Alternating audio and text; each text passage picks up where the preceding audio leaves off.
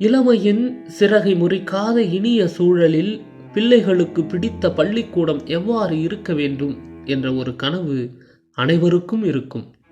அந்த கனவை ஒரு ஓவியர் வரைந்து காட்டலாம், ஒரு பாடகர் பாடி காட்டலாம், இங்கு ஒரு கவிஞர் எழுதி காட்டுகிறார். அதை நான் உங்களுக்கு வாசித்து காட்டுகிறேன்.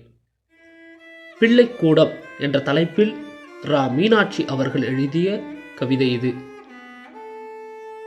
சொந்த மொழி கற்பிக்கும் இந்த பள்ளிக்கூடம் மிகவும் பிடித்து போய்விட்டது. சொந்த மொழி கற்பிக்கும் இந்த பள்ளிக்கூடம் மிகவும் பிடித்து போய்விட்டது. இங்கே 50 ஆண்டு வேம்பு கோடையில் கொட்டும் பூக்களை எண்ணச் சொல்லுகிறார்கள். வேலி ஓணான் கருங்கல் தூணில் வந்து அமர்ந்து தியானிக்கும் நேரத்தை குறித்து வைக்க சொல்லுகிறார்கள்.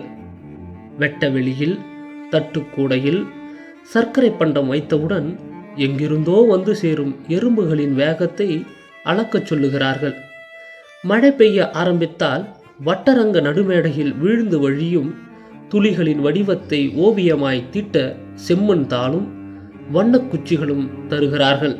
மேலும் காலையில் மயிலுடன் நடக்க வேண்டுமா, மாமர குயிலுடன் இசைக்க வேண்டுமா, வண்ணத்து பூச்சியுடன் பறந்து ஆடி திரிய வேண்டுமா, காலையில் மயிலுடன் நடக்க வேண்டுமாம், மாமர குயிலுடன் இசைக்க வேண்டுமா, வண்ணத்து பூச்சியுடன் பறந்து ஆடி திரிய வேண்டுமா, மாலையில் மரங்களின் முதுகினை செல்லமாய் வருடிவிட வேண்டுமா, குறுஞ்செடிகளுடன் உற்சாகமாய் பேச வேண்டுமா, இந்த பள்ளியில் சேர்ப்பார்களா என்னை பெற்றவர்கள்?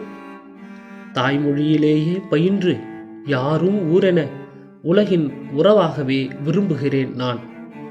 இவ்வாறு கவிதையை முடிவு செய்கிறார் ரா. மீனாட்சி அவர்கள்.